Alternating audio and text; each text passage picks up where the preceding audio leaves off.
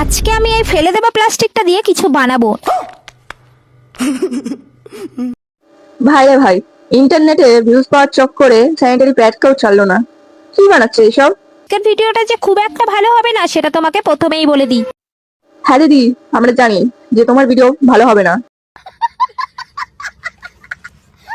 Box খুললেই শুধু দেখতে পাওয়া যায় দিদি এটা একদমই খারাপ হয়েছে। এত আর দিদি, তুমি তো সবসময় বালছাল ভিডিওই বানাও, তো তোমার ভিডিও আর কি করে ভালো হবে? তোমায় কেন কমেন্টে গাল দেবে না বলো লোকে?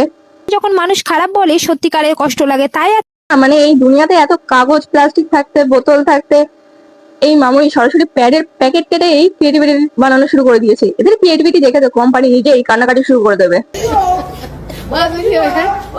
বানাবো। এবার দেখি তোমরা খারাপ বলো না ভালো বলো।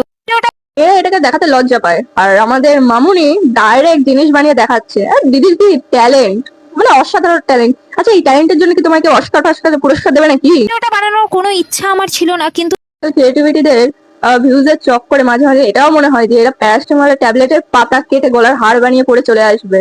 সত্যি এদের এই ন্যাকামো না সহ্য হয় না। দিন দিন ন্যাকামোটা বেড়ে যাচ্ছে সোশ্যাল মিডিয়ায়।